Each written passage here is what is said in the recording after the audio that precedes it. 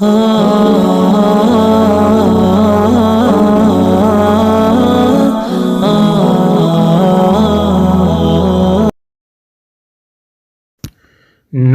ونصلي على رسوله الكريم اما بعد فاعوذ بالله من الشيطان الرجيم بسم الله الرحمن الرحيم اللهم صل على محمد وعلى آل محمد كما صليت على إبراهيم وعلى آل إبراهيم إنك حميد مجيد اللهم بارك على محمد وعلى آل محمد كما باركت على إبراهيم وعلى آل إبراهيم إنك حميد مجيد سبحان الله والحمد لله ولا إله إلا الله والله أكبر ولا حول ولا قوة إلا بالله العلي العظيم السلام علیکم ورحمۃ اللہ وبرکاتہ۔ مجھے امید ہے کہ آپ سبھی حضرات اللہ کے فضل و کرم سے عافیت سے ہوں گے۔ میں اللہ سے دعا کرتا ہوں کہ اللہ آپ کو ہمیشہ خوش و خرم رکھے اور دونوں جہان میں کامیابی نصیب فرمائے۔ محترم ناظرین و سامعین کرام، میرے اس یوٹیوب چینل بنانے کا مقصد یہی ہے کہ اس سوشل میڈیا دور کے اندر ہم دین کے پیغامات کو ہر گھر کیسے پہنچائیں۔ آپ سے گزارش ہے کہ آپ میرے اس یوٹیوب چینل اسلامی معلومات کا مجموعہ اس چینل کو آپ سبسکرائب کریں، نوٹیفیکیشن کے بٹن پر بھی کلک کریں تاکہ آنے والے ویڈیوز کے پیغامات آپ کو آسانی سے موصول ہوتے رہیں، اور کمنٹ میں اپنی رائے کا اظہار بھی کریں۔ اس ویڈیو کو لائک بھی کریں تاکہ ہمیں حوصلہ افزائی ملتی رہے۔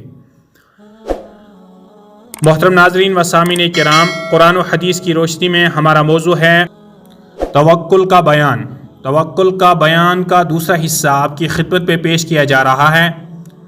پہلا حصہ اس کا لنک میں نے ڈسکرپشن میں ڈال دیا ہے، آپ کلک کر کے سماعت ضرور فرمائیں۔ آتے ہیں اپنے موضوع کی طرف۔ طلب رزق میں توکل اور میانہ روی کی ہدایت۔ حضرت عبداللہ بن مسعود رضی اللہ تعالی عنہ سے روایت ہے کہ حضور اقدس صلی اللہ علیہ وسلم نے ارشاد فرمایا کہ جو چیزیں بھی ایسی ہیں جو تم کو جنت سے قریب اور جہنم سے دور کرنے والی ہیں، ان کے اختیار کرنے کا حکم میں تمہیں دے چکا ہوں، اور جو چیزیں ایسی ہیں جو تم کو جہنم سے قریب اور جنت سے دور کرنے والی ہیں، ان میں سے میں تمہیں منع کر چکا ہوں۔ اور روح الامین حضرت جبرائیل علیہ السلام نے میرے دل میں بات ڈالی، یعنی میرے پاس وحی خفی آئی کہ کوئی شخص اس وقت تک نہیں مرے گا جب تک وہ اپنا مقررہ رزق پورا نہیں کرے گا، اور جب یہ معاملہ ہے کہ پیدائش سے پہلے ہی مقدر میں لکھی ہوئی روزی پوری کیے بغیر نہیں مرو گے، تو پھر حق تعالی شانہ کی نافرمانی سے بچتے رہو، اور روزی حاصل کرنے کی جہد و سعی میں اللہ کے بھروسے پر میانہ روی اختیار کرو، تاکہ تمہارا رزق حلال ذرائع اور مشروع طریقوں سے تمہارے پاس پہنچے، اور کہیں ایسا نہ ہو کہ دیر سے روزی ملنا تمہیں اس بات پر آمادہ کر دے کہ اللہ کی نافرمانی اور گناہوں کے ذریعے روزی حاصل کرنے کی کوشش کرنے لگو، کیونکہ جو چیز حق تعالی شانہ کے پاس ہے اس کو اطاعت و فرما برداری کے ذریعے ہی پایا جاتا ہے۔ وَأَجْمِلُوا فِي الطَّلَبِ کا مطلب یہ ہے کہ میانہ روی و حلال طریقہ اپناتے ہوئے اللہ پر بھروسہ کر کے روزی تلاش کی جائے، اپنی قوت و تدبیر یا دیگر اسباب معاش پر بھروسہ نہ کیا جائے، نہ ہی حصول رزق کے لیے کوئی حرام طریقہ اختیار کیا جائے۔ نفع و ضرر ہر باب میں اللہ ہی پر بھروسہ رکھے۔ حضرت عبداللہ بن عباس رضی اللہ تعالی عنہما سے روایت ہے کہ ایک دن کسی سفر کے دوران میں حضور اقدس صلی اللہ علیہ وسلم کی سواری پر آپ کے پیچھے بیٹھا ہوا تھا کہ آپ صلی اللہ علیہ وسلم نے مجھ سے فرمایا کہ لڑکے، میں تمہیں چند باتیں سکھاتا ہوں۔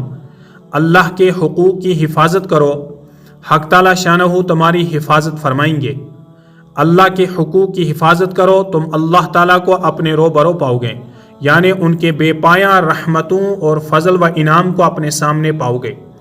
جو کچھ مانگنا ہو اللہ تعالیٰ ہی سے مانگو۔ دین و دنیا کے کسی معاملے میں مدد مانگنی ہو تو اللہ ہی سے مدد چاہنا، اور جان لو کہ ساری مخلوق مل کر تمہیں کوئی نفع پہنچانا چاہے تو اتنا ہی نفع پہنچا سکتی ہے جتنا اللہ نے تمہارے مقدر میں لکھ دیا ہے، اور اگر سب مل کر تمہیں نقصان پہنچانا چاہیں تو اتنا ہی نقصان پہنچا سکیں گے جتنا اللہ نے تمہارے مقدر میں لکھ دیا ہے۔ قلم اٹھا لیے گئے اور صحیفے خشک ہو چکے۔ اسباب کے ساتھ توکل چاہیے۔ حضرت انس رضی اللہ تعالی عنہ سے روایت ہے کہ ایک صاحب نے حضور اقدس صلی اللہ علیہ وسلم سے عرض کیا کہ یا رسول اللہ، کیا میں یعنی اپنی اونٹنی کو باندھ کر اللہ پر توکل کروں یا اس سے یوں ہی کھلا چھوڑ کر توکل کروں؟ آپ صلی اللہ علیہ وسلم نے ارشاد فرمایا کہ اس کو باندھ کر توکل کرو۔ توکل کی اہمیت۔ حضرت عمرو بن عاص رضی اللہ تعالی عنہ سے روایت ہے کہ حضور اقدس صلی اللہ علیہ وسلم نے ارشاد فرمایا کہ بلا شبہ انسان کے دل کے لیے ہر جنگل میں ایک گوشہ ہے، یعنی آدمی کے دل میں فطرتاً اسباب رزق اور اس کے حاصل کرنے کی فکریں رہتی ہیں۔ پس جس نے اپنے دل کو ان گوشوں کی طرف متوجہ رکھا، یعنی اپنے دل کو انہی تفرقات اور غموں میں منہمک رکھا، تو حق تعالی شانہ کو کوئی پرواہ نہیں کہ اس کو کس جنگل میں ہلاک کر دے۔ کیونکہ جب بندہ اللہ پر بھروسہ کے بجائے صرف اپنی ذاتی تدبیروں میں سرگرداں رہتا ہے تو پھر اللہ جل شانہ کو اس کی ہلاکت و تباہی کی کوئی پرواہ نہیں رہتی۔ اور جس نے اللہ پر بھروسہ کیا اور اپنے سارے امور اس کے سپرد کر دیے تو اللہ تعالیٰ اس کے تمام کاموں کی درستگی کے لیے کافی ہو جاتا ہے، یعنی حق تعالیٰ شانہ کی مدد و رحمت سے اس کی ضرورتیں پوری ہو جاتی ہیں اور پریشانیوں سے نجات مل جاتی ہے۔ محترم ناظرین و سامعین کرام، اس مختصر سی ویڈیو کو یہیں پر مکمل کرتے ہیں۔ دینی پیغامات کو سننے کے لیے آپ اس چینل کو ضرور سبسکرائب کریں، نوٹیفیکیشن کے بٹن پر بھی کلک کریں، اس ویڈیو کو لائک کریں، کمنٹ بھی کریں۔ دیجیے شفیق الاسلام کو اجازت۔ السلام علیکم ورحمۃ اللہ وبرکاتہ، وآخر دعوانا ان الحمد للہ رب العالمین۔